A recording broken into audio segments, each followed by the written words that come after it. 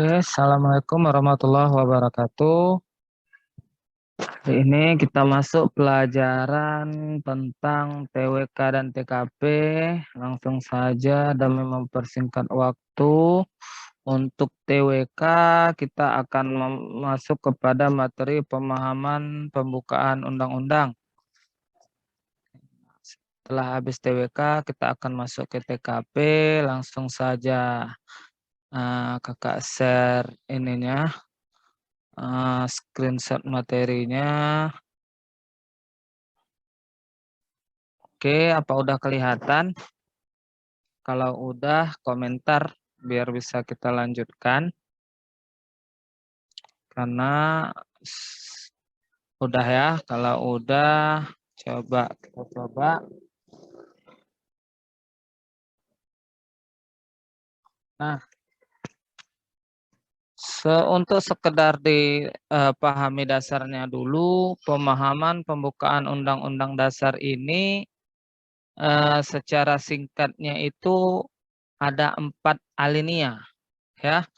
4 alinea itu biasanya kita nggak perlu menghafal yang panjang itu. Yang panjang misalnya Undang-Undang Dasar yang itu yang pembukaan awal tuh ya. Yang bahwa sesungguhnya kemerdekaan ini adalah hak segala bangsa. Dan oleh sebab itu, itu nggak perlu dihafal. Karena kalau menghafal itu habis waktu sama akan membuat kita makin bingung untuk masuk ke dalam soalnya. Nah, yang paling penting adalah yang pertama, kalau dia itu membahas di alinea pertama, dia membahas tentang HAM dan kemerdekaan. Jadi kalau temanya itu tentang HAM dan kemerdekaan itu alinea pertama. Untuk alinea kedua itu perjuangan kemerdekaan bangsa Indonesia. Kalau alinea ketiga pernyataan kemerdekaan. Sedangkan alinea keempat negara dan rumusan Pancasila. Jadi 4 itu aja yang dihafal. Ya, nanti di draftnya dibagikan. Di sini kita sambil membaca soal nanti akan terbiasa. Oke, kita mulai sambil coba-coba mengingat nomor 1. Salah satu syarat mendaftarkan diri sebagai calon presiden Republik Indonesia adalah memiliki jumlah suara minimal 25% suara dan memiliki jumlah kursi DPR 20%. Hal tersebut dilakukan agar presiden memiliki dukungan yang kuat di parlemen. Narasi di atas tergolong dalam nilai pembukaan Undang-Undang Dasar alinea keberapa? Nah, apakah alinea 1, 2, 3, 4, atau 5? Coba dijawab dulu sebelum dijelaskan.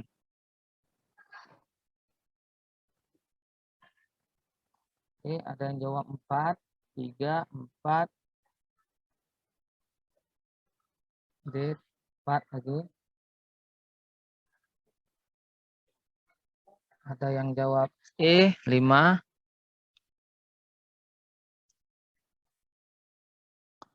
D, 4, 5 nggak ada. Oke, jadi nomor 1 yang paling tepat jawabannya adalah D ya, si alinea keempat. Nah, kenapa alinea keempat? Nah, seperti kita katakan tadi, narasi tentang negara RI atau tentang rumusan Pancasila itu masuk ke dalam alinea keempat. Nah, jadi ya, karena di sini kan membahas tentang sistem parlemen dan sebagainya itu tentang negara. Seperti itu ya. Oke, kita masuk ke nomor 2.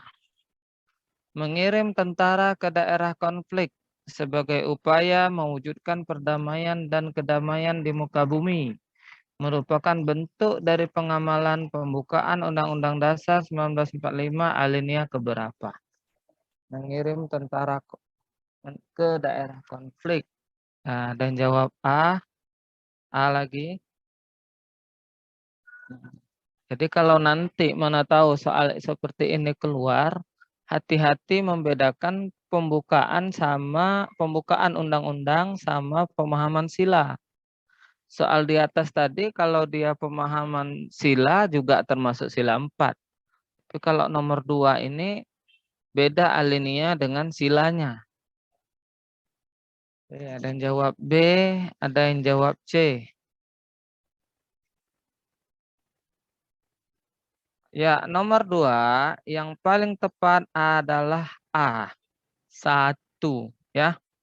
Kenapa A1? Karena ingat ini bukan pemahaman sila. Ini adalah pengamalan pembukaan nilai-nilai UUD. Jadi nilai-nilai UUD tadi alinea ke-1 adalah tentang HAM dan kemerdekaan. Jadi mengirim tentara ke daerah konflik adalah bentuk daripada menegakkan HAM dan mengupayakan kemerdekaan pihak tersebut. Tapi kalau ini pemahaman sila, dia jadinya sila kedua. Jadi beda ya. Kalau sila kedua itu kan juga HAM dia, menegakkan HAM. Jadi jangan terkecoh. Oke, kita masuk ke nomor 3. Salah satu yang dilakukan oleh berbagai kerajaan di Nusantara adalah dengan bergabung pada organisasi seperti Sarekat Islam atau organisasi lainnya. Hal tersebut dilakukan atas dasar kesadaran bahwasanya tidak mungkin melawan kekuatan Belanda dengan teknologi tradisional. Hal tersebut tergolong dalam pemahaman pembukaan Undang-Undang Dasar 1945, alinea keberapa? Ada yang jawab 2, ada lagi yang lain?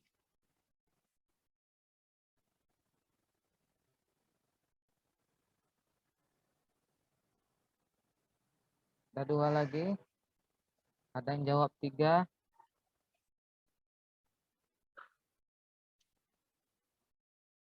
Nomor 3 ini kira-kira kemana dia? Apakah dia masuk ke dalam HAM dan kemerdekaan alinea 1? Apakah dia masuk ke alinea 2, yaitu perjuangan kemerdekaan bangsa Indonesia? Atau alinea 3, pernyataan kemerdekaan Indonesia? Atau alinea 4, negara RI dan rumusan Pancasila? Oke, ada yang 1, ada yang 2. Ya, nomor 3. Jawaban yang paling tepat adalah B, alinea kedua ya. Karena apa? Karena ini bagian dari perjuangan menuju kemerdekaan. Jadinya dia alinea kedua. Jadi ingat, perperangan menuju kemerdekaan, apalagi ya, semangat pahlawan kemerdekaan itu bagian dari alinea kedua. Kita masuk nomor 4. Pada 16 Agustus terjadi peristiwa yang bersejarah di mana para pemuda menculik Soekarno-Hatta ke Rengas Dengklok. Peristiwa Rengas Dengklok adalah cerminan dari nilai pembukaan Undang-Undang Dasar 1945 alinea keberapa? Nah, ada yang jawab D4, ada yang jawab alinea 2, ada yang jawab alinea 3. Peristiwa Rengas Dengklok, kira-kira itu apa? Ini sudah termasuk analisa ya. Biasanya pembukaan UUD ini lebih ringan pemahaman analisanya dibanding nilai-nilai sila. Tapi perlu juga kita ajarkan walaupun sekali, karena kadang keluar.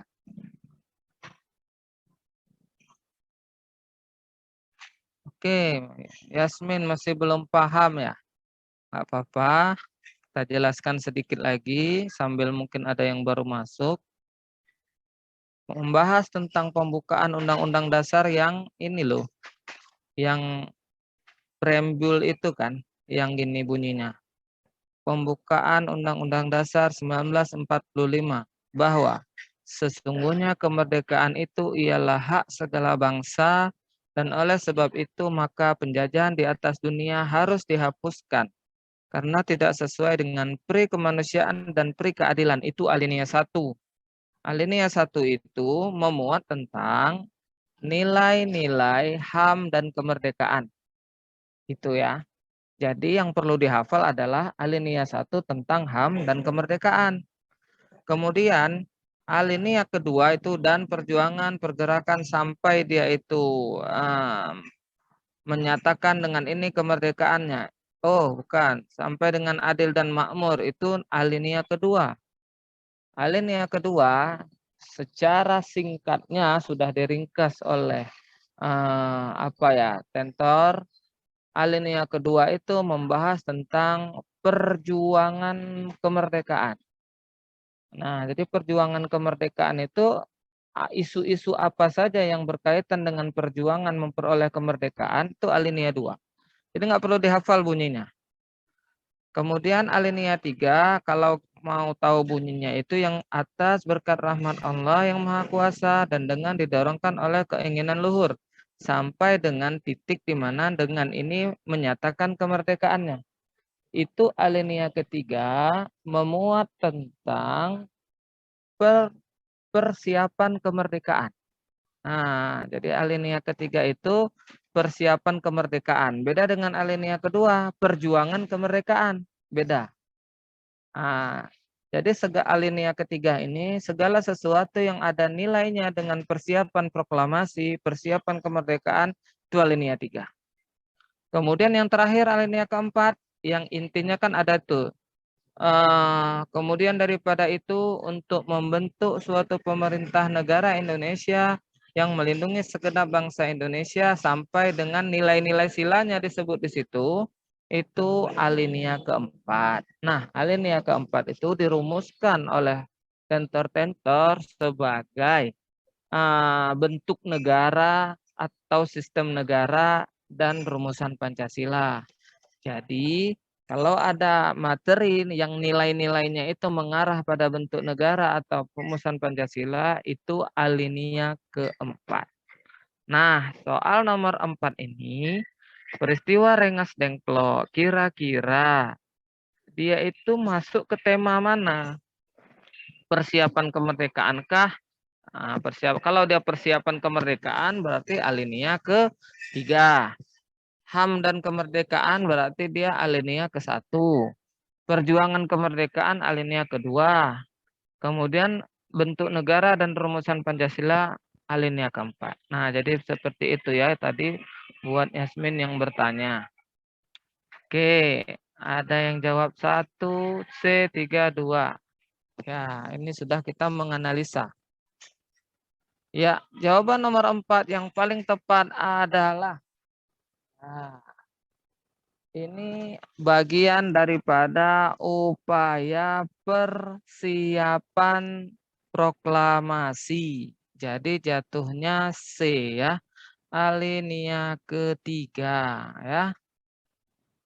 Persiapan proklamasi yaitu tentang pernyataan kemerdekaan. Selamat yang jawab 3 atau C. Kenapa itu? Ingat, penculikan Soekarno ke Rengas Dengklok ini mungkin terkesan kasar ya. Tapi sebenarnya kenapa Soekarno-Hatta itu diculik? Nah, karena gini, Soekarno kan dia bagian daripada tim petinggi-petinggi, dia ada juga dengan hubungannya dengan Jepang. Jadi ketika Jepang dibom atom oleh sekutu, pimpinan-pimpinan generasi tua ini sulit untuk mengambil keputusan. Kenapa? Karena mereka pasti akan menghormati pihak Jepang yang sudah menjanjikan kemerdekaan dengan Indonesia. Nah, supaya kaum tua ini tidak sungkan dalam mengizinkan kaum muda melakukan proklamasi, maka mereka itu diculik dalam tanda kutip, itu culik dalam bentuk politis ya. Nah, ketika Soekarno-Hatta diculik, diasingkan ke Rengas Dengklok, mereka tidak tertahan lagi oleh intervensi Jepang atau intervensi petinggi-petinggi Jepang. Sehingga mereka kemudian setuju untuk diadakan proklamasi secepatnya. Nah, itu ya. Kenapa enggak perjuangan? Nah, kalau perjuangan kemerdekaan, dia seperti ini. Kalau dalam matematika, kali sama pembagian itu kan lebih kuat daripada pengurangan dan penambahan. Kalau isu tentang persiapan proklamasi, dia itu posisinya lebih kuat daripada isu perjuangan. Nah, jadi yang perlu ditandai, perjuangan kemerdekaan itu contoh-contoh clue-nya adalah sebelum upaya melakukan proklamasi itu perjuangan menuju kemerdekaan. Tapi di detik-detik sudah dekat dengan merdeka itu namanya perjuangan dalam bentuk memproklamasikan. Nah, seperti itu ya. Kalau alinea 2 tadi perjuangan kemerdekaan ya. Alinea 3 pernyataan kemerdekaan atau persiapan proklamasi. Oke. Seiring berjalannya waktu dengan soal yang ada akan semakin paham. Nomor 5. Beberapa tahun terakhir heboh dengan upaya penghapusan butir sila ke-1.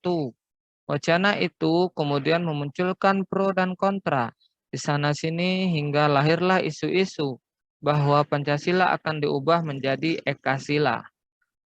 Nomor 4 tadi jawabannya 3 ya, C. Fenomena ini bagian dari pemahaman pembukaan Undang-Undang Dasar 1945 alinea keberapa? Nah, tentang apa ini berarti?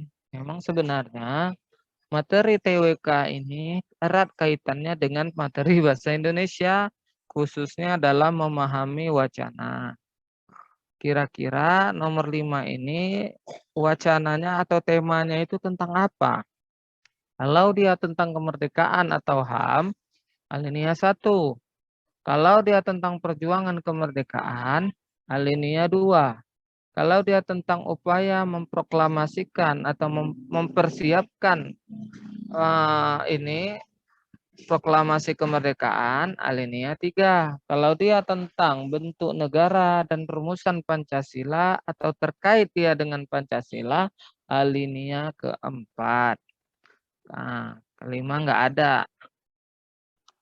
Oke, artinya udah paham ya. Ya, nomor 5 yang paling tepat jawabannya adalah pembukaan UUD sila alinea keempat tentang Pancasila. Nah, bukan nggak mungkin contoh-contoh soal ini seandainya dijadikan pemahaman sila, nah itu kita juga harus menalar lagi. Kalau seandainya yang ditanya tentang pemahaman sila, nomor 5 ini jadinya sila. Nah, apa nih ada yang nanya, Kak, yang detik proklamasi tadi itu apa, Kak? Detik-detik proklamasi itu bagian daripada upaya persiapan proklamasi kemerdekaan alinea ketiga ya. Nah, nomor 5 ini kalau dia bagian daripada nilai Pancasila, dia sila keempat ya. Nah, terkadang ada soalnya bergabung dia. Oke, kita masuk ke nomor 6. Sepertinya nomor 6 ini sudah umum ya. Berarti Arini Fatma. Berarti dilihat dari tanggal peristiwa ya, Kak. Tanggal peristiwa apa ini? Nomor 5 itu jawabannya tadi adalah D ya. Ya, tentang rumusan Pancasila. Arini Fatma kalau yang saya pahami bukan tanggalnya yang menjadi pedoman ya, tapi wacananya itu kira-kira lebih dekat kemana ya. Memang kalau dari tanggal bisa, cuman seandainya wacananya itu lebih kepada perjuangan peperangan misalnya, itu tetap dia bisa jatuh ke alinea yang lain. Atau bahkan zaman sekarang misalnya, Indonesia misalnya turut menyambut para korban Rohingya dengan menerima mereka menetap di beberapa wilayah. Nah, itu kan bagian daripada HAM ya, kemanusiaan, HAM dan kemerdekaan, tapi itu lebih ke HAM jatuhnya alinea 1 walaupun tanggalnya terbaru udah melewati kemerdekaan. Nah, jadi gitu ya.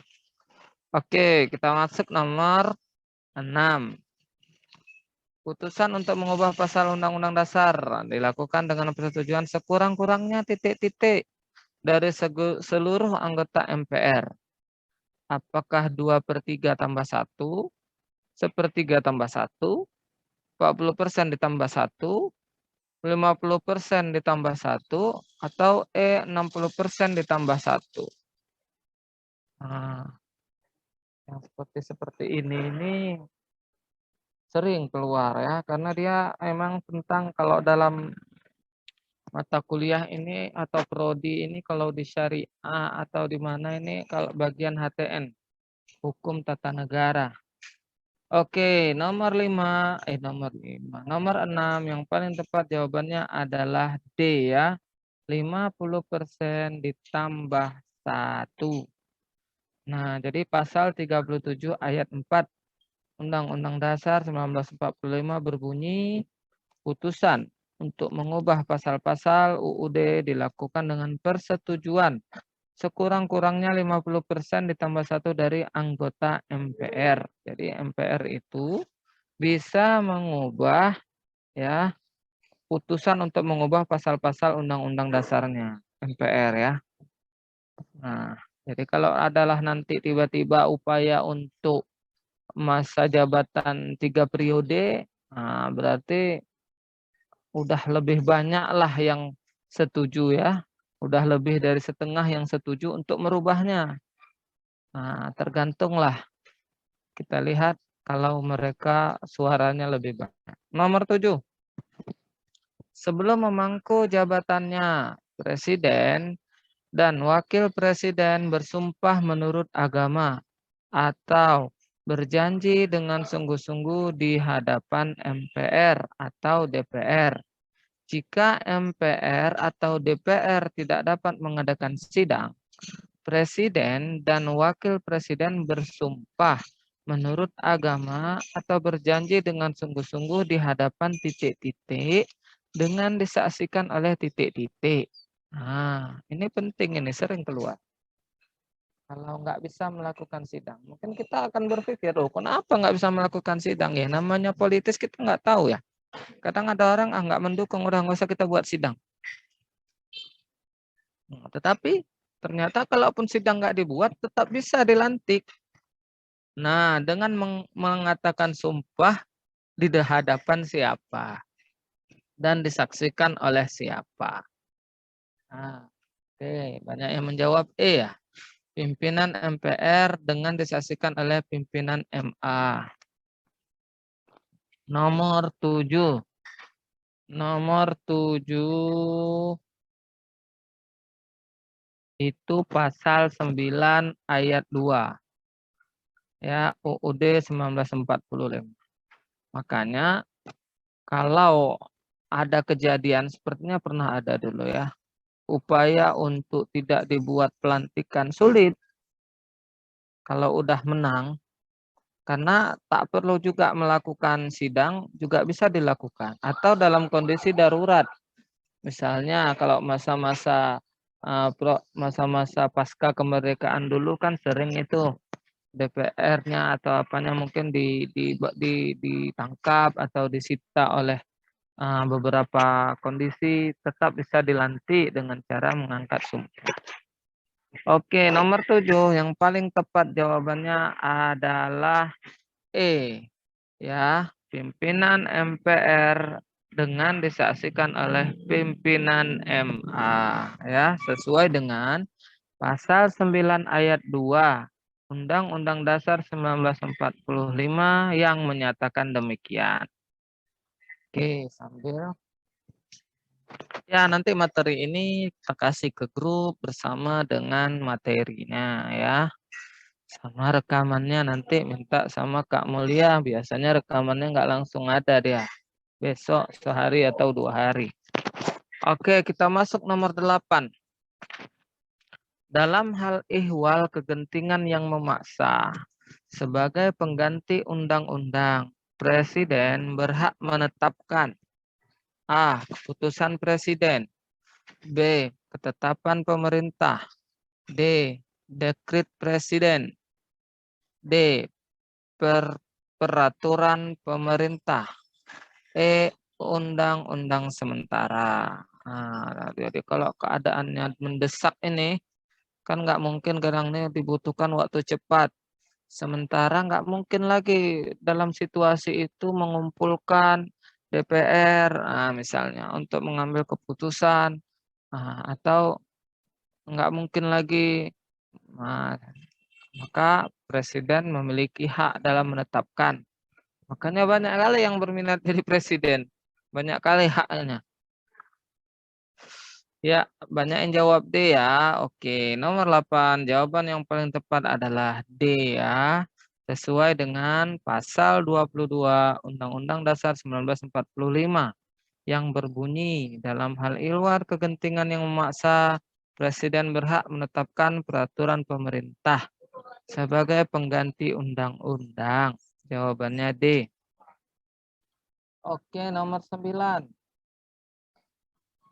Pemilihan umum diselenggarakan untuk memilih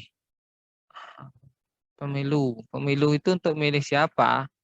A. Anggota Dewan, anggota DPR, DPD, dan DPRD. Atau B. Presiden dan Wakil Presiden. C. Anggota DPR, DPD, Presiden dan Wakil Presiden, dan DPRD. D. Anggota MPR, DPR, DPD, Presiden dan Wakil Presiden, dan DPRD. E. Anggota MPR, DPR, DPD, dan DPRD. Wah, ini dituntut fokus kita karena itu aja yang terjadi pengulangan, apa yang ada, apa yang nggak ada. Nah, oke.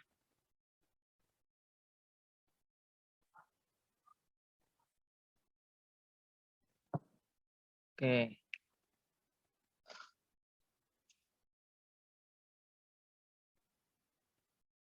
Oke, nomor 9.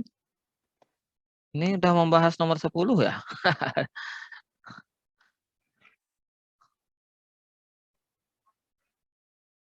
Oke, nomor 9. Jawaban yang paling tepat adalah C ya. Anggota DPR, DPD, Presiden dan Wakil Presiden, dan DPRD.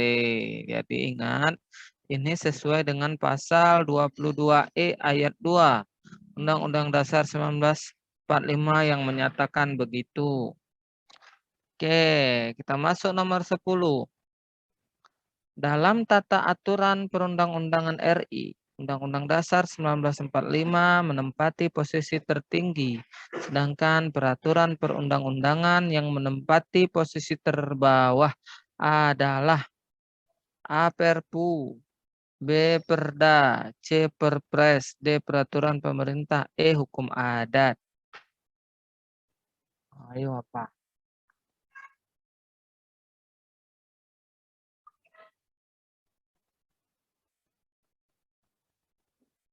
Ada yang jawab Perda ya?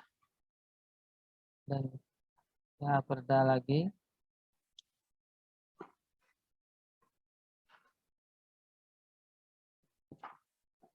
Yang jawab B.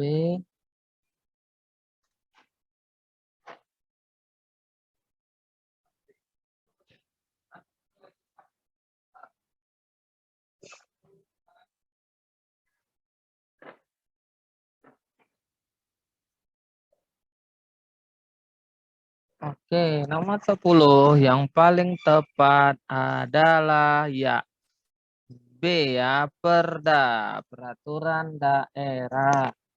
Nah, kenapa Perda? Ya, hukum adat itu kan dia kearifan lokal itu bukan sistem perundang-undangan dia ya. Nah, jadi tata urut peraturan perundang-undangan pertama kali diatur dalam ketetapan MPRS yang kemudian diperbaharui dengan ketetapan MPR. Jadi urutannya itu pertama Undang-Undang Dasar Negara Republik Indonesia 1945. Yang kedua undang-undang atau peraturan pemerintah pengganti undang-undang.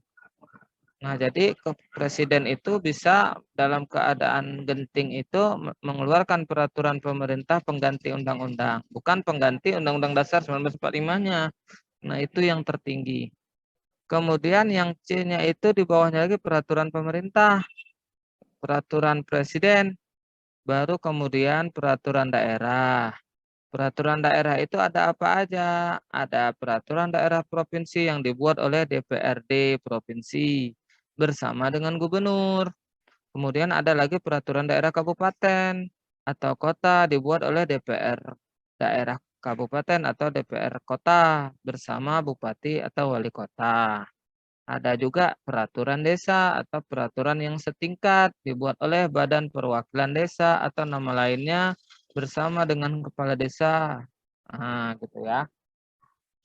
Oke, karena soal di sini hanya 10, kita masuk TWK dulu ya. Satu lagi aja membahas tentang materi moderasi. Oke, apakah udah tampak tampilannya tentang moderasi?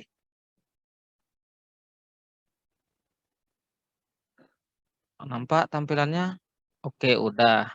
Ingat, soal-soal tentang moderasi, khususnya setelah Lukmanun Hakim, Menteri Agama menjabat, semakin populer ya, Menteri Agama. Setelah itu diganti dengan Fakhrul Razi, sekarang Pak Yakut ya. Nah, isu-isu ini sangat kentara sekarang. Kenapa? Karena dianggap solusi dari apa yang sangat meresahkan negara akhir-akhir ini, di mana negara itu sering terjadi hoaks dan ujaran kebencian. Kemudian ada dua bendera besar, dua pemilu sebelumnya. Oke, nomor 1. Indonesia adalah negara hukum yang berazaskan demokrasi. Secara konseptual, suara terbanyak dipahami sebagai perwakilan suara Tuhan. Itu maksud dari azas demokrasi. Pada konteks yang lain, Indonesia memiliki mayoritas penduduk yang basisnya beragama Islam. Pertemuan antara konsep bernegara dan beragama kerap menghadirkan gesekan, sehingga diperlukan pemahaman menyeluruh tentang A. Islam inklusif, B. Islam tradisional, C. Islam modern, D. Islam moderat, E. Islam plural. Ya, kalau dianggap kenapa materinya lebih condong ke Islam, memang titiknya itu ke sana ya. Soalnya apalagi kalau ada yang ambil ikatan dinas itu sekarang udah ada kaitannya dengan moderasi. Oke, banyak yang jawab D ya. Ada yang D, Islam moderat. Oke, jawaban nomor 1 yang paling tepat adalah Islam moderat. Ya, di Islam moderat itu berupaya untuk memahami aliran-aliran Islam yang sangat tidak menerima perbedaan, yang tidak toleransi. Jadi tujuan Islam moderat itu digalakkan oleh pemerintah untuk itu. Oke, izin lanjut. Nomor 2.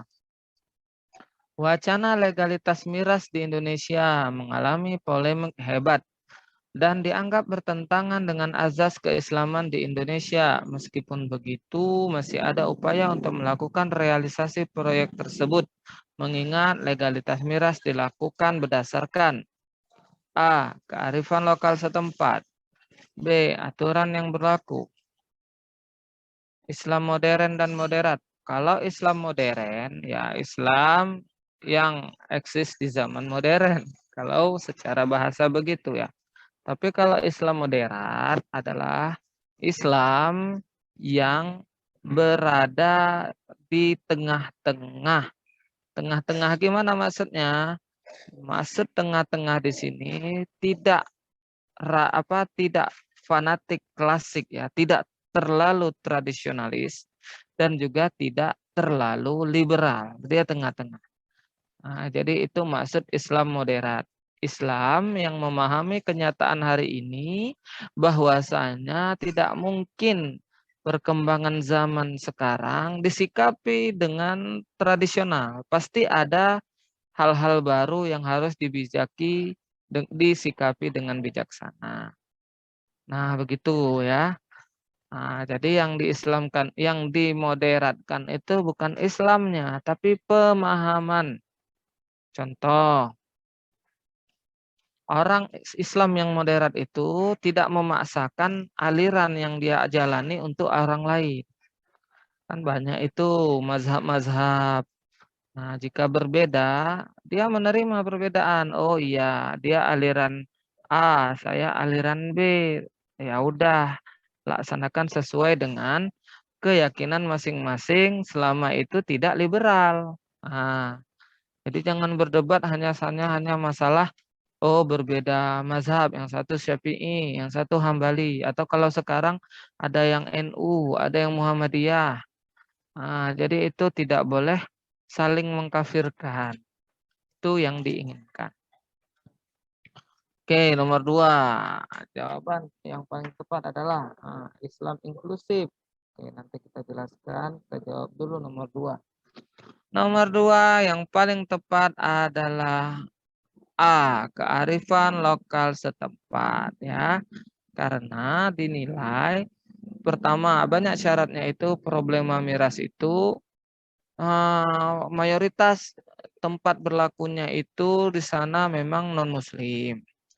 Yang kedua, ada sebuah perjanjian di mana tidak boleh miras itu dijual kepada penduduk muslim.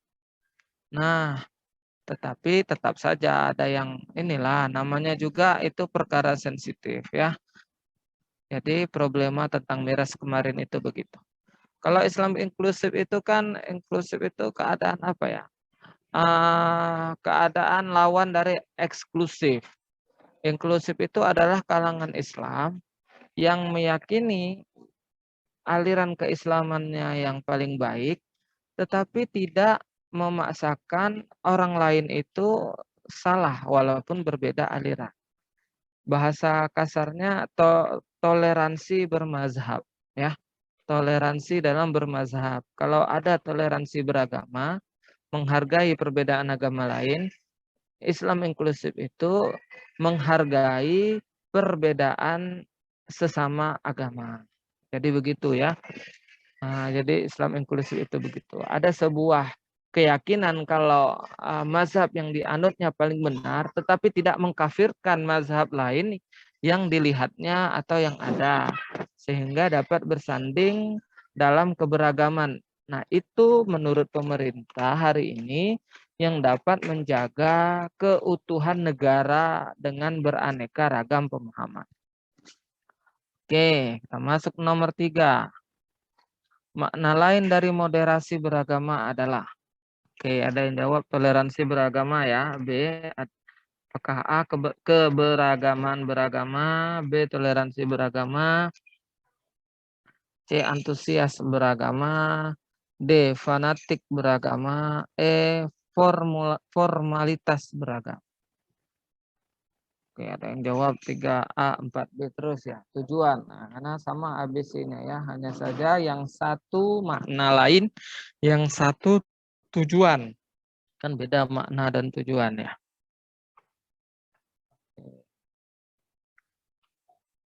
Oke. Ada yang 3A, 4B, ada yang 4B. 2 tadi apa? 2 tadi A, kearifan lokal setempat. Tujuan dari legalitas miras itu kan kekhawatiran pemerintah terhadap turis-turis yang datang itu kurang berminat masuk Indonesia karena tidak ada alkohol kan begitu. Nah, supaya menambah minat mereka mau dilegalkan di daerah tertentu gitu. Nah, cuman seringkali yang mungkin diresahkan oleh masyarakat lain adalah ketika izinnya didapat, biasanya implementasinya sering tak dilaksanakan. Sebagai contoh, ada pabrik kelapa sawit misalnya di suatu desa mau masuk. Minta izin, berjanji limbahnya nggak dibuang ke sungai, berjanji akan melibatkan penduduk sekitar sebagai tenaga kerja. Nah, ketika izinnya dapat, tetap dibuang limbahnya ke sungai. Seringkali begitu. Nah, iya. Jadi makanya yang begitu itu payah dapat persetujuan semua pihak. Tapi itu bagian daripada pro dan kontra yang ada. Oke, nomor 3. Makna lain dari moderasi beragama adalah A ya, keberagaman beragama. Yang 4, tujuan daripada keberagaman beragama adalah B, toleransi beragama. Jadi tujuan dari pemahaman keberagaman beragama adalah supaya masyarakat itu bersifat toleran ya. Oke, itu sudah menjawab 3 dan 4. Kita masuk ke nomor 5. Nomor 2 tadi kearifan lokal setempat A.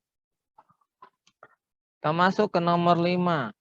Akhir-akhir ini terjadi aksi radikalisme dan terorisme berupa pembakaran markas kepolisian oleh oknum perempuan. Tindakan tersebut berujung pada penembakan mati pelaku karena membawa senjata api dan membahayakan segala pihak. Setelah diselidiki, ternyata pelaku terinspirasi oleh ajaran dalam pengajiannya bahwa jihad adalah level tertinggi dalam beragama. Pelaku sempat menulis surat kepada ayah dan ibunya bahwa ia melakukan itu agar dapat memberi syafaat buat keluarganya di akhirat. Kejadian di atas adalah bukti dari pentingnya titik-titik pada titik-titik. Nomor 4 B ya, toleransi beragama. Oke. Pak, nomor 5 ini masalah pemahaman definisi deradikalisasi, radikalisasi, moderasi. Ini udah penuh analisa. Nomor 5.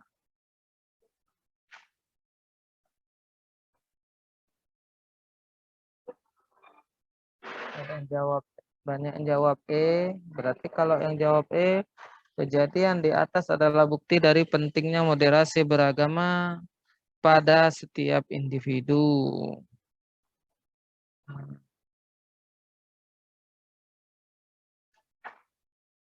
Ya.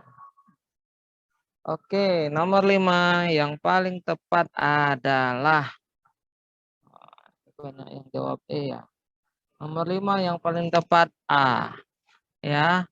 Kejadian di atas adalah bukti dari pentingnya deradikalisasi pada lingkungan keluarga. Kenapa deradikalisasi? Deradikalisasi adalah lawan dari radikalisasi. Radikalisme itu lawannya deradikalisasi.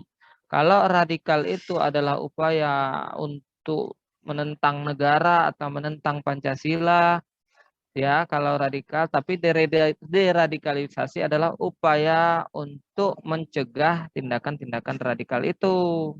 Nah, kenapa di lingkungan keluarga? Coba lihat soalnya.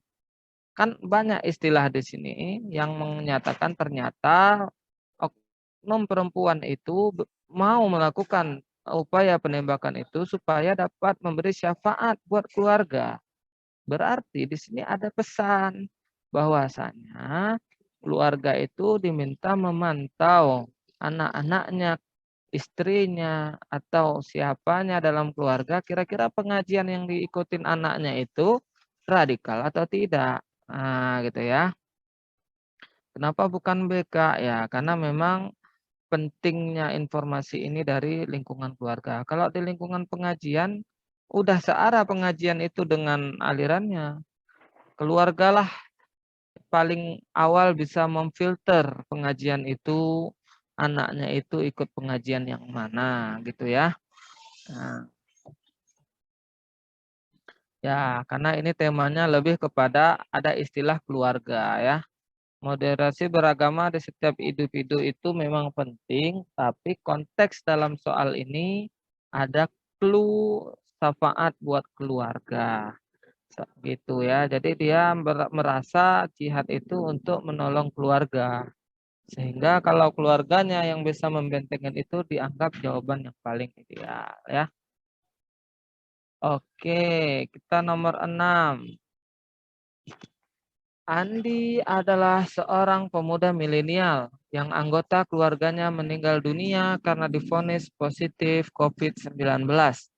Merasa tidak terima, Andi kemudian mengumpulkan video-video kesalahan pihak medis dalam menangani pandemi dan menyebarluaskannya ke masyarakat luas.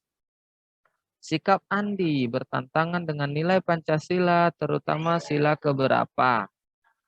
Nah, apakah dia A sila 2? Ingat, jangan langsung B sila 2. Kadang sengaja dia diputar-putar 2, 3, 4, satunya. Supaya yang langsung cepat-cepat mikir, oh A1, B2 itu keliru. Nah, oke, ada yang jawab B, ada yang jawab 5, ada yang jawab 5. Ini pemahaman sila, termasuk soal analisa tinggi ya. Namun kita harus tahu kira-kira yang menjadi titik daripada narasi teksnya itu di mana? Apakah ini permasalahannya COVID-nya atau ini permasalahannya adalah menyebarkan luasnya? Itu clue kalau ingin memahami pemahaman nilai-nilai sila. Seperti mungkin pertemuan sebelum pertama ya. Nanti kita ulang lagi materi tentang pemahaman sila. Ya, nomor 6, jawaban yang paling tepat adalah B, sila ketiga ya. Selamat yang jawab sila ketiga. Kenapa sila ketiga? Karena clue dari sila ketiga adalah persatuan Indonesia. Dan wacana dari soal nomor 6 adalah menyebarkan menyebarluaskan ya video tersebut. Kenapa? Karena video tersebut bisa merusak persatuan dan kesatuan. Maka dia bertentangan ya. Jadi hoax dan ujaran kebencian kerap sekali dia jatuh ke sila ketiga. Termasuk nomor ke-7. Salah seorang wakil rakyat di suatu kota gagal terpilih sebagai anggota legislatif di tingkat kabupaten atau kota. Merasa dihianati, ia kemudian meminta kembali apa yang sudah diberikan buat warga selama masa kampanye. Bahkan, ia juga mencabut fasilitas masjid berupa AC, sound system, dan kipas angin yang sudah pernah disumbangkannya. Perilaku di atas bertentangan dengan nilai Pancasila, terutama sila keberapa? Apakah A5, B4, C3, D2, E1? Oke, buat ada yang jawab B4. Oke, ada yang jawab 4, nggak terima dengan keputusan mufakat. Ada yang jawab A, kedua. Ada lagi? Ada yang jawab B lagi. B, 4. Ya, nomor 7. Nomor 6 apakah? Nomor 6 itu sila ketiga ya. Karena hak dan ujaran kebencian bisa merusak persatuan dan kesatuan. Walaupun benar, yang bersifat membuat kebencian tetap dilarang ya. Walaupun kejadian itu benar, tapi kejadian itu kan terkadang yang memang salah itu oknum daerah atau instansi itu. Misalnya ada vaksin yang tidak disuntikkan. Memang benar ada kejadian di lapangan, tetapi tidaklah semua orang pelayanan itu melakukan begitu. Kalau disebarkan video itu akan berdampak pada kebencian semua orang sehingga menolak vaksin, misalnya begitu ya. Oke, nomor 7. Jawaban yang paling tepat adalah B. Sila keempat. Kenapa jawabannya sila keempat?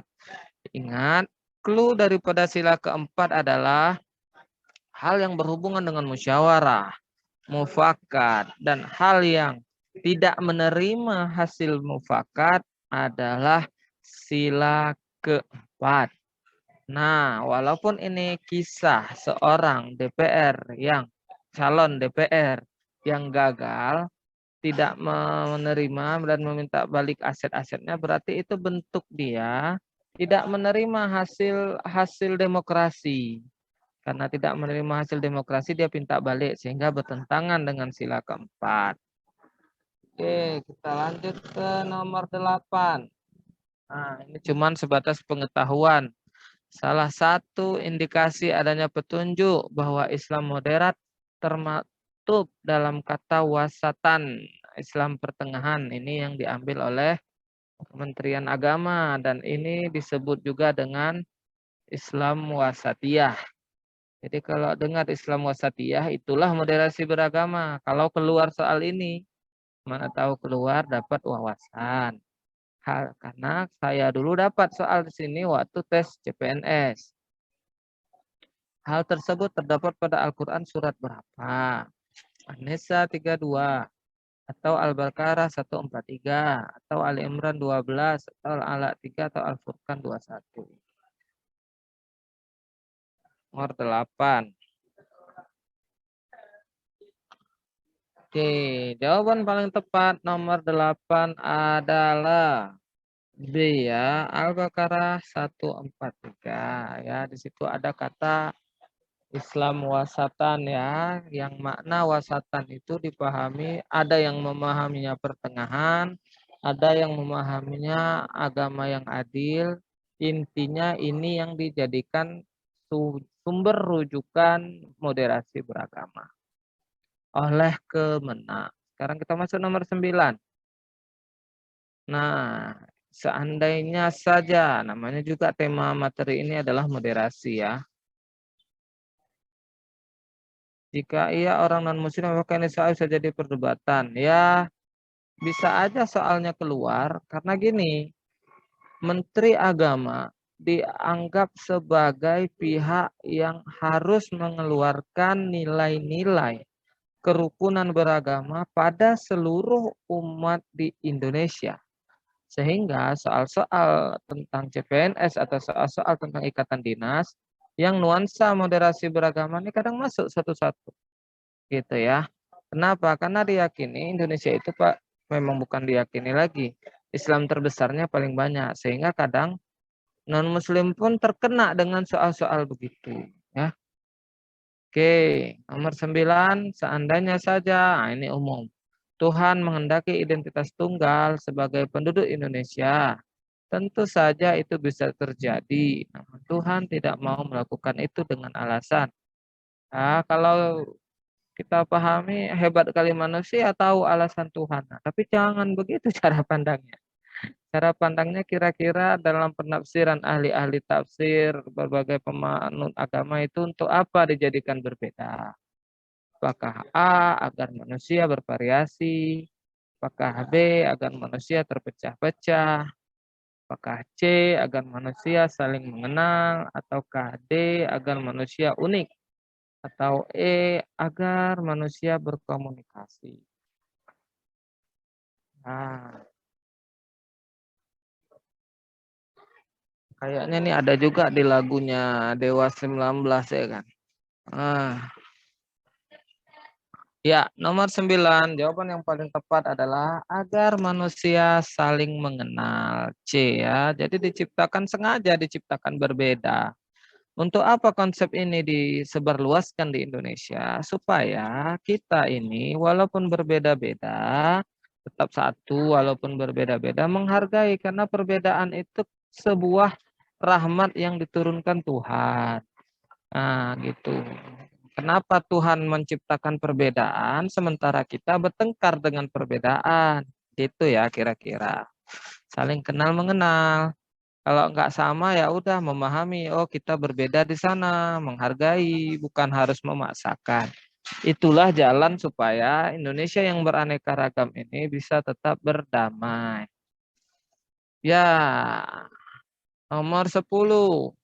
Setelah diumumkannya presiden dan wakil presiden terpilih, sempat terjadi demonstrasi di berbagai gedung Bawaslu di Indonesia. Adapun alasannya karena terjadi kecurangan di berbagai sektor yang membuat pendemo ingin melakukan pemilihan ulang. Setelah diselidiki, ternyata ada oknum-oknum yang sengaja menyebarkan berita hoax dan ujaran kebencian untuk menyatukan para pendemo. Hal tersebut bertentangan dengan nilai Pancasila, terutama sila keberapa. Jadi ingat ya, kawan-kawan sekalian, soal ikatan dinas, soal CPNS, kalau kira-kira muatannya itu pro kepada pemerintah, yang memang harus gitu soalnya. Kenapa? Karena kan CPNS dan PNS dan orang bekerja dinas itu berada di bawah payung pemerintah. Jadi jangan heran dengan soal-soal yang pro, maka harus berpikirlah yang pro ke pemerintah. Kalau nggak mau pro ke pemerintah berarti tidak ikut dengan program pemerintah, berwirausaha. Jadi entrepreneur pun sekarang ya kalau slogan-slogannya menentang pemerintah juga bisa dicabut hak izinnya. Jadi cerdaslah dalam menyikapi problema seperti ini. Ingat, ada teman saya, seharusnya dia lulus, tapi karena status sosialnya asik menyerang pemerintah, digugurkan dia sebelum pengumuman. Jadi hati-hati mulai sekarang, kalau buat status di sosmed dan mengelik, mengomentari, mengelike itu sekarang hati-hati. Nah, teman saya yang lain ada gugur gara-gara dia mengelike mengelike FPI, mengelike HTI. Program itu dia like. Nah, hati-hati karena dianggap bagian dari itu. Seperti itunya harus dijaga. Kalau mau lewat, ada juga keponakan saya, dia lewat di BIN, Badan Intelijen Negara. Tetapi sebelum dia lewat, semua intel itu datang ke keluarga ditanya, pernah terlibat enggak dengan PKI? Pernah terlibat enggak dengan HTI? Pernah terlibat enggak dengan GAM? Ternyata tidak, baru dia dilewatkan. Nah, hati-hati. Terkadang kita ikut-ikut aja meneruskan, tapi masalah jadinya. Saya ngasih tahu di sini supaya dari sekarang kalau ada status-status yang menghina pemerintah, menghina presiden, menghina Pancasila apalagi itu dihapus. Atau kalau ada orang-orang yang mengirim tautan ke kita bisa dibuat pengaturan tidak bisa mengirim kalau tidak ada izin dari kita ya. Hati-hati. Bukannya saya memaksa menyuruh kawan-kawan itu harus pro pemerintah atau gimana, tapi kalau untuk dalam konteks ini ya sebagai materinya itu memang harus begitu. Ya, ya gitu. Oke, nomor 10. Jawaban yang paling tepat karena kita masih ada sisa waktu untuk materi TKP ya. Jawaban yang paling tepat adalah C. Sila ketiga. Kenapa dia sila ketiga ya? Ingat, konteksnya tadi adalah menyebarkan hoax dan ujaran kebencian itu bagian yang dapat merusak persatuan dan kesatuan. Oke, kita sekarang masuk ke TKP ya. TKP ini, nah ini kemarin juga sudah prioritas. HTI Hizbut Tahrir Indonesia, bukan HTI-nya itu ya, seram atau gimana. Cuman HTI itu yang benderanya kalau nggak salah hitam kayak Arab Saudi ya. Arab Saudi kan hijau, kalau HTI hitam. Nah, yang dianggap juga benderanya sama ke bendera ISIS ya. Tapi yang intinya itu udah dilarang oleh pemerintah. Karena udah dilarang, janganlah kita foto dengan bendera itu. Karena nanti apa profil Facebook-nya, profil Instagram-nya atau WA-nya itu bendera HTI. Padahal dia cuman senang aja ada gaya-gaya penjihatnya. Tapi udah nggak lewat nanti. Hati-hati ya. Oke, kita masuk TKP ya. TKP itu ingat kawan-kawan sebagai aturan dasar nilai TKP itu paling tinggi 5, paling rendah 1. Semua ABCD ada poinnya dan poin 5 dan 4 dianggap benar. Kenapa? Karena poin 4 semuanya sudah cukup untuk lewat passing grade. Artinya kira-kira ada jawaban yang udah dibaca langsung dapat, pilih terus jangan lama-lama untuk memaksimalkan waktu. Oke, kita mulai. Nomor 1. Anda baru pulang kantor. Saat pulang kantor, Anda melihat guru SD Anda sedang berjalan kaki. Kebetulan Anda sedang sangat lelah karena seharian sibuk dengan tugas kantor. Apakah yang akan Anda lakukan? A. Terus saja jalan karena Anda sangat lelah. B. Hanya sekedar menegur dan mengelaksannya sebagai bentuk sosial. C. Anda turun dan menyapanya bila perlu menawarkan tumpangan. D. Jika dia melihat, maka Anda menegur. Jika tidak, Anda pura-pura juga tidak lihat karena sangat lelah. Ini yang sering terjadi. Tetap pulang ke rumah karena Anda akan sakit kalau kurang istirahat.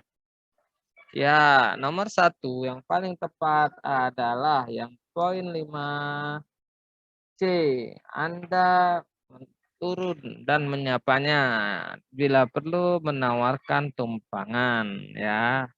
Jawaban yang paling tepat nomor 1 poinnya 5 adalah C. Sedangkan yang poin 4 adalah B. Ya. Nomor 2. Anda mau pergi kantor. Nah, ini sama soalnya. Cuman disetel. Kalau tadi pulang kantor, ini pergi kantor. Dan batas waktu absen hampir habis di tengah jalan. Anda melihat guru SD Anda sedang kebingungan mencari alamat. Apakah yang akan Anda lakukan? A. Anda turun dan mengantarkan guru SD Anda sampai tujuan. B. Terus saja jalan menuju kantor. C. Anda turun dan sekedar menyapanya. D. Jika dia melihat, maka Anda turun. Jika tidak, Anda jalan terus. E. Membawa guru SD ke kantor, kemudian mengantarnya ke lokasi alamat yang dituju. Nah, kira-kira yang mana nih? Nah, ada yang jawab D, ada yang jawab B.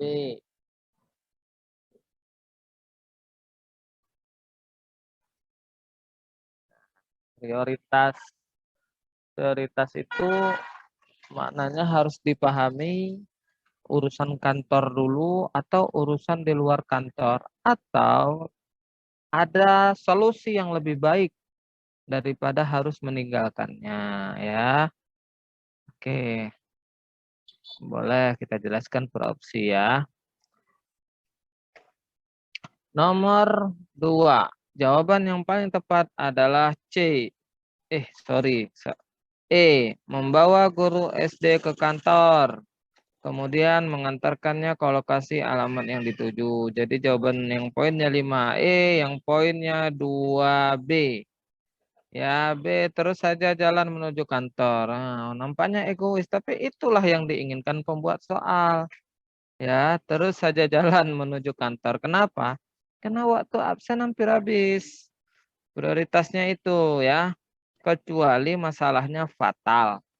Apa masalah fatal? Masalah fatal yang bisa menggagalkan prioritas kantor adalah ada orang yang meninggal, keluarga, atau ada keluarga yang sakit dan istri melahirkan. Itu boleh kita mengabsen nggak jadi absen.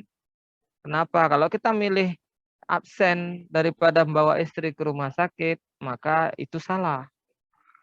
Nah, jadi intinya begitu ya. Nah, yang berbau keluarga aja Kak. Maksudnya ada juga yang selain keluarga. prioritas itu. Nanti seiring jalannya soal akan dapat ya. Nanti kita akan jawaban apa ini jadi apa Kak? Jawabannya nomor 2 jawaban paling tinggi E 5 poin, B 4 poin, D 3 poin, C 2 poin, A 1 poin. Ya. Nomor 2 paling bagus E. Kenapa membawa guru ke kantor paling bagus? Karena kan dia kebingungan cari alamat. Kalau lah kita antar dia cari alamat, waktu absen kita habis. Maka Pak, yuk Pak ikut kita cari alamatnya. Tapi karena absen mau habis, saya ngabsen dulu, habis itu saya antar Bapak. Itulah kira-kira. Ya, itu solusi yang paling baik. Kenapa absennya dapat, ngantar Bapak itu juga dapat. Jangan dipikir kalau kantornya jauh gimana. Itu nggak ada di soal, nggak usah dipikir-pikir. Kadang kita kan sering gitu. Ada macet di jalan. Kemudian Anda harus rapat. Anda mencoba menjalan kaki atau Anda menunggu sampai rapat sampai macet selesai. Pasti kita pilih Anda berjalan kaki. Kalau kantornya jauh gimana? Jangan dipikir kalau nggak ada soalnya. Pikir aja kalau jalan kaki pasti nyampe. Nah, gitu ya. Jadi yang nggak ada dalam soal jangan dipikir-pikir, pikir aja yang ada. Makin dipikir TKP ini, makin error, makin sakit kepala. Jadi jangan banyak mikir. Kira-kira udah yakin betul, pilih terus. Oke.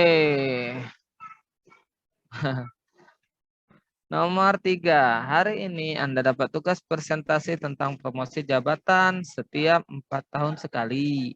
Ketika Anda hendak presentasi, mendadak istri Anda menelpon dan mengabarkan kalau ia hamil.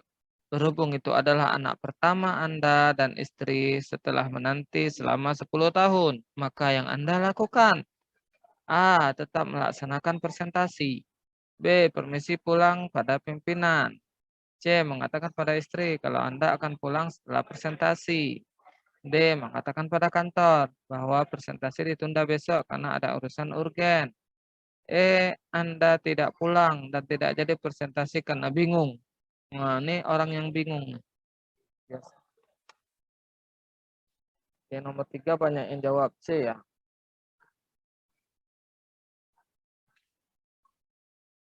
Oke, ada yang jawab D. Mengatakan pada kantor.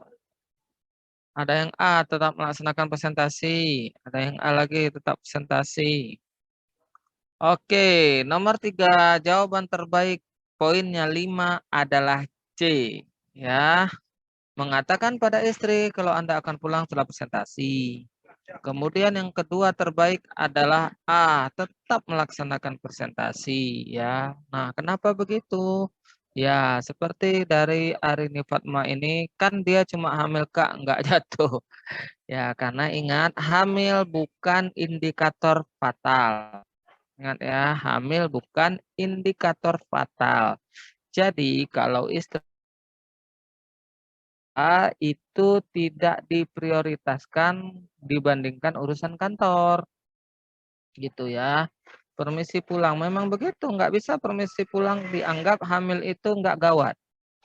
Walaupun dalam kehidupan yang sebenarnya beda orang, beda persepsi. Dan saya sendiri lebih condong ya kalau hamil apalagi itu setelah menunggu 10 tahun, ya itu harus didukung kan seperti itu. Tetapi ingat kawan-kawan, PKP ini bukan tes kepribadian kita, tapi tes kepribadian yang diinginkan pembuat soal. Itu harus ingat. Jadi jangan dijawab berdasarkan diri sendiri, tapi jawablah yang terbaik untuk orang yang buat soal. Nah, kan gitu ya. Oke. Nomor 4 lebih ekstrim lagi ya. Nomor 4 lebih ekstrim, tapi soal ini pernah keluar. Anda seorang dokter bedah yang dijadwalkan akan melaksanakan operasi besar terhadap salah satu pasien di rumah sakit. Operasi itu sangat penting karena berhubungan dengan keselamatan jiwa dan nyawa pasien. Saat sebelum operasi mendadak Anda mendapatkan telepon dari keluarga bahwa istri Anda pecah ketuban dan harus menjalani operasi sesar. Yang akan Anda lakukan adalah A. Anda melanjutkan operasi pasien karena itu adalah tugas dan berhubungan dengan nyawa orang lain. dan berdoa agar istri Anda dan anak Anda selamat dan sehat. B. Anda memilih menemani istri dalam proses operasi sesar dan meninggalkan pasien. C. Anda melanjutkan operasi dengan menelpon pihak keluarga untuk mendampingi istri karena pekerjaan Anda tidak bisa ditinggal. D. Anda meminta izin pada pihak rumah sakit untuk membatalkan operasi karena istri Anda perlu didampingi. E. Anda bingung dan memilih menyendiri di dalam gudang. Ya, ini lagi-lagi prioritas. Kira-kira kalau lagi operasi besar itu dan istri juga darurat, mana yang lebih diprioritaskan? Dan soal seperti ini keluar tahun 2018, soal HOTS. Ya, ada yang A, ada yang D, ada yang B, bervariasi ya. Jawaban paling tepat. Nomor 4 yang poinnya 5 adalah B. Anda memilih menemani istri dalam proses operasi sesar dan meninggalkan pasien. Loh, kok kasar kali? Ya memang sengaja diginiin sama orang nih biar ada yang salah. Maknanya, kalau ini masalah fatal, ingat istri melahirkan, istri kecelakaan, itu adalah masalah fatal. Ketika ada masalah fatal, maka tetap pilihan prioritasnya adalah mendampingi istri ya. Begitu. Poin yang kedua terbaik adalah D. Anda meminta izin pada pihak rumah sakit untuk membatalkan operasi karena istri Anda perlu didampingi. Masalah ada dokter lain enggaknya itu urusan rumah sakit.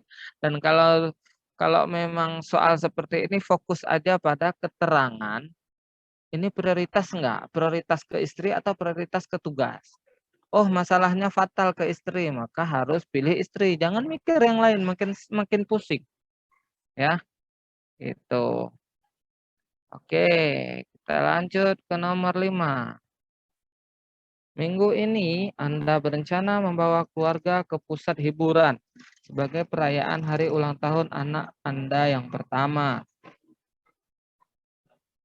Kak, itu kan tugasnya juga prioritas karena nyawa. Iya, memang sengaja dipersulit sama soalnya. Tapi inti daripada belajar TKP adalah ketika berbenturan urusan pribadi dan urusan kantor, jika urusan pribadi itu fatal, kita harus pedulikan urusan pribadi. Itu aja ingatnya. Jangan dibanding-bandingkan itu nyawa orang juga. Tapi ingat aja kodenya, kalau masalah keluarga kejadiannya lagi fatal, jawaban yang benar adalah utamakan keluarga. Logikanya gini, mana yang lebih menyedihkan, orang lain yang meninggal atau keluarga? Logikanya begitu. Kalau dipaksakan ke orang lain, walaupun bisa, tetap kebanyakan orang pasti lebih ke keluarga. Nah, kira-kira begitulah. Kita masuk nomor 5 ya. Ini adalah ada rencana bawa tempat hiburan hari ulang tahun anak yang pertama. Ya, mendadak pihak kantor meminta lembur karena ada tugas teman yang terlambat karena ia tengah ambil cuti berlibur keluar kota. Sikap Anda? A. Menolak dengan halus bahwa acara Anda sangat penting bagi keharmonisan keluarga. B. Anda tidak mau lembur sebab teman yang Anda gantikan memiliki alasan yang sama dengan Anda yakni berlibur. C. Anda memilih untuk bekerja lembur dan menunda liburan dengan keluarga. D. Anda memaksa lembur meskipun dalam hati kesal dengan teman yang Anda gantikan. E. Anda menanyakan, jika ada bonusnya, maka bersedia lembur. Oke, ada yang jawab D, ada yang jawab C ya. Ya, jawaban nomor 5 yang paling tepat. Nah, ingat, walaupun urusan keluarga itu penting, kalau dia tidak fatal, maka tetap tidak prioritas. Maka jawaban yang paling tepat, nomor 5 itu poinnya 5 adalah C. Ya, Anda memilih untuk bekerja lembur dan menunda libur dengan keluarga. Poin yang kedua terbaik D, Anda terpaksa lembur meskipun dalam hati kesal. Yang intinya memilih lembur, ya. Ingat kawan-kawan, menjawab soal TKP mohon maaf walaupun sering saya ulang harus munafik. arti munafik ini nggak sesuai dengan hati kita, tapi kita sok baik. Contoh, mau lembur atau mau acara keluarga atau mau hiburan, ya jelas-jelas secara normal manusia Indonesia ingin hiburan. Tapi sikap sok baik itu harus kita jawab, mau lembur dengan senang hati. Walaupun nggak senang, buat aja senang hati. Itu cara jawab TKP yang paling ideal menurut saya. Oke, nomor 6. Ya, contoh kepentingan keluarga yang fatal itu kecelakaan, ya, istri melahirkan, gitu ya.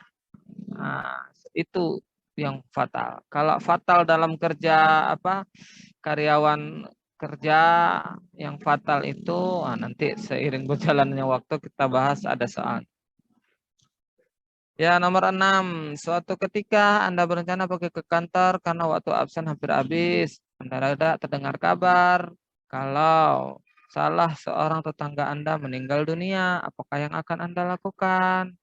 A. Pergi ke kantor untuk absen. Setelah itu Anda melayat ke tetangga.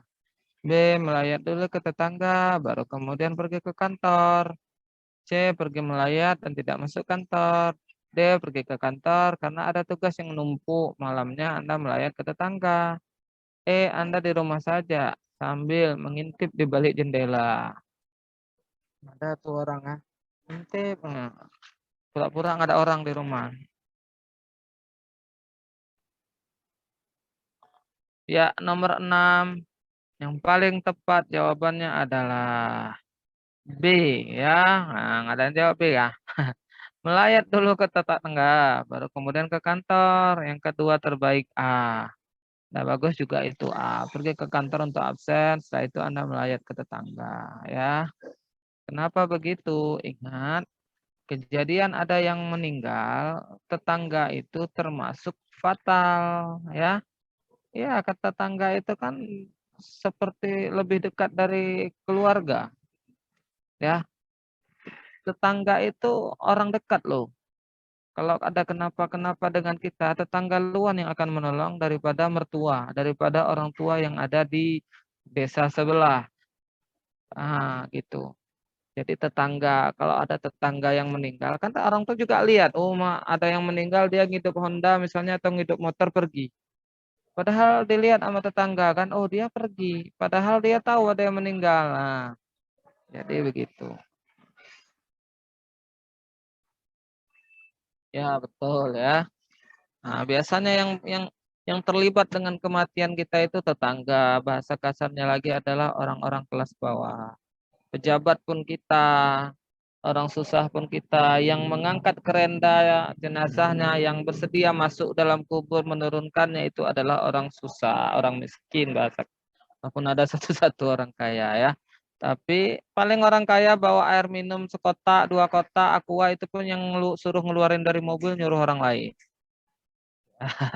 Oke, kok udah jadi cerita itu kita. Lah, bukannya A ya, Kak. Mendadak jadi ke kantor dulu. Ya, karena fatal. Ingat, kodenya fatal ya. Kodenya fatal, meninggal itu kode fatal. Nomor 7. Saat Anda dan teman-teman tengah disibukkan dengan target kerja kelompok yang membutuhkan kerja cepat. Tiba-tiba salah seorang anggota kelompok datang telat, padahal ia tahu bahwa anggota lain akan ikut dirugikan karena penilaian dari kinerja ini bersifat kolektif. Sikap Anda: A. Melaporkan pada atasan, sehingga atasan tahu kalau kinerja tim tidak baik karena ada anggota yang bermasalah, sehingga dimaklumi kekurangan kelompok. B. Menasihati teman, sebab kinerjanya merugikan pihak lain. C. Mengambil voting pada anggota, apakah teman dikeluarkan atau tidak. D. Menanyakan pada teman, mengapa ia telat. E. Menegur teman yang telat agar ia tidak mengulangi perbuatannya dan lebih tepat waktu ke depan. Yang pernah masuk materi ini sebelumnya mungkin paham ya. Bagi yang belum, jangan berkecil hati, akan dapat infonya. Ya, nomor 7 yang paling tepat adalah poinnya 5D ya. Poinnya 5. Poin 4B, menasihati teman. Sebab kinerjanya merugikan pihak lain ya. Ingat, kalau ada prioritas kesalahan rekan, kesalahan teman misalnya, kalau itu tidak fatal, maka urutannya pertama tanya dulu. Kenapa dia telat? Yang kedua, nasihati. Yang ketiga, tegur. Baru 4, lapor. Tapi kalau masalahnya fatal, baru lapor dulu. Baru negur. Artinya gini, ini pertanyaan kan bukannya menegur Kak. Oke, pertanyaannya bagus. Nah, tapi kalau itu masalahnya tidak fatal, dia prioritas tanya dulu, nasihat dulu. Tapi kalau tanya sama nasihat nggak ada, baru ditegur gitu ya. Tanya, nasihat, tegur, lapor. Tapi kalau masalahnya fatal terbalik. Lapor, tegur, nasihati, tanya. Contoh apa masalah fatal? Nah, nanti ada soalnya di bawah. Nah, jadi begitu ya. Ada urutannya dia. Kita masuk nomor 8. Pihak instansi tempat Anda bekerja menggunakan absen model fingerprint di pagi dan sore hari sebagai bukti agar para ASN lebih disiplin dan tepat waktu. Suatu ketika Anda melihat teman Anda mampu mengakali absen dengan teknologi terbaru. Dengan demikian, teman Anda bisa berlibur keluar kota tanpa bermasalah dengan absen yang diwajibkan. Mengetahui itu, apa yang akan Anda lakukan? A. Menanyakan kepadanya mengapa ia melakukan itu. B. Menegurnya bahwa perbuatannya itu tidak pantas dilakukan. C. Menasihatinya dengan membawa nilai-nilai spiritual. D. Diam saja karena Anda tidak mau ada masalah. E. Melaporkan pada atasan. Nah, yang harus dipahami kira-kira mengakali absen itu fatal atau enggak. Beda pemahaman fatal, beda cara hasil jawaban.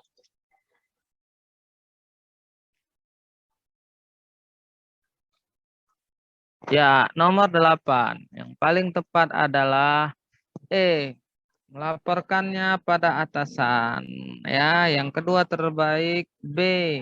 Menegurnya bahwa perbuatan itu tidak pantas dilakukan. Kenapa fatal? Fingerprint itu dalam instansi-instansi tertentu yang memakai fingerprint berhubungan juga dengan uang makan, uang gaji ya. Jadi mengakali absen berarti mengurangi laporan keuangan, mengakali uang gitu, korupsi dana, korupsi hadir, maka itu fatal. Jadi fatal lainnya adalah merubah laporan. Kemudian apalagi korupsi. Kalau nampak yang korupsi fatal, jangan tanya lagi, kenapa kamu korupsi? Nah, itu langsung lapor terus. Walaupun dalam dunia yang sebenarnya kadang nggak begitu. Tapi kalau TKP jadilah orang yang sok baik dan sok berani ya. Gitu. Oke, nomor 9. Saat tengah sibuk. Apa nih? Ada nggak Kak suatu kondisi yang jawabannya menasihati menegur walau ada opsi menanyakan? Ada kondisi gitu ya. Menanyakan ringan atau melaporkan berat. Walau ada opsi. Ada kondisi seperti itu, ada, ingat aja masalahnya fatal atau tidak ya. Nomor 9, saat tengah sibuk-sibuknya melakukan tugas di kantor yang berhubungan dengan membuat laporan akhir tahun, Anda melihat teman Anda dengan boros menghabis-habiskan kertas meskipun digunakan sebagai draft laporan. Sikap Anda. A. Menanyakan kepadanya mengapa ia melakukan itu. B. Menegurnya bahwa perbuatan itu tidak pantas dilakukan. C. Diam saja karena kertas itu ada anggarannya.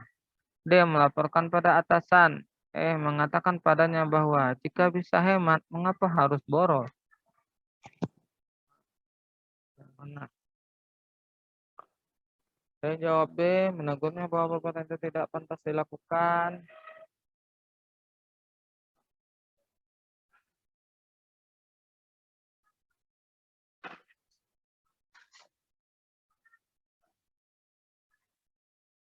Ada yang jawab A.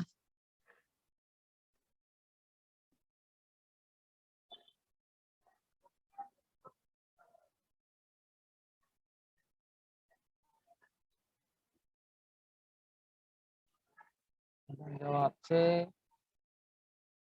Oke, ya yang paling tepat poinnya 5 adalah E ya. Mengatakan padanya bahwa jika bisa hemat, mengapa harus boros? Kenapa E? Ingat, ini kode soal nilai filosofis. Biasanya ketika ada kata-kata filosofis, kata-kata indah atau kata-kata apa gitu ya, itu biasanya itu jawaban yang tepat. Nah ya, paling bagus nilainya E5. Yang kedua adalah A ya. Menanyakan kepadanya mengapa ia melakukan itu. Karena masalahnya nggak fatal ya. Misalnya spasinya terlalu lebar atau gimana. Nah, ada lagi kode filosofis begini. Ada tetangga buang sampah sembarangan. Apakah yang akan Anda lakukan? Ada kata menasihati, tapi ada satu lagi opsi mengatakan kepadanya Anda merusak bumi. Itu lebih jadi jawaban karena lebih filosofis, lebih apa ya, lebih mencerminkan nilai-nilai estetika kata-katanya gitulah. Oke, kita masuk nomor terakhir ya. Waktunya juga hampir habis. Teman Anda bertugas sebagai sekretaris kelompok melakukan pembengkakan anggaran untuk mengambil keuntungan. Usut demi usut, ternyata pihak sekretaris sudah bekerja sama dengan pimpinan dan membagikan uang itu sama banyak. Sebagai karyawan yang direkrut atas jasa pimpinan, sikap Anda. A. Menanyakan kepadanya mengapa ia melakukan itu. B. Menegurnya bahwa perbuatan itu tidak pantas dilakukan. C. Diam saja karena rasa hormat pada atasan. D. Melaporkan pada pihak berwajib. E. Melaporkan pada atasan meskipun Anda tahu bahwa atasan dalang di balik semua itu. Mana ya kira-kira?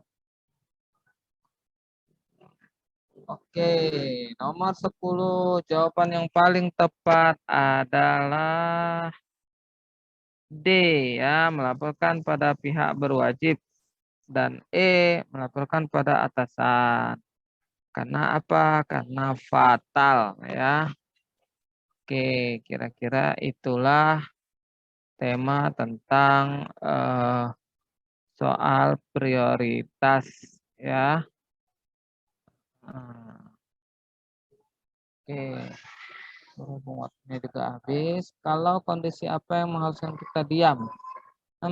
Kalau masalahnya fatal tetap kita melapor ya. Nah, tetap kita melapor. Kenapa? Karena ini kan dunia TKP. Dunia TKP itu kita harus apa ya? Harus sok baik, sok berani. Nah, nggak ada pertimbangan lain. Beda dengan dunia sebenarnya.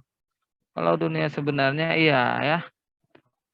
Oke, nomor 1 apa? Nanti draftnya dikasih, ada kunci jawabannya, ada penjelasannya. Oke, semoga bermanfaat, semoga bertambah ilmunya dan lewat apa ya? Lewat targetnya dapat tercapai cita-citanya. Saya sudahi dengan Assalamualaikum warahmatullahi wabarakatuh.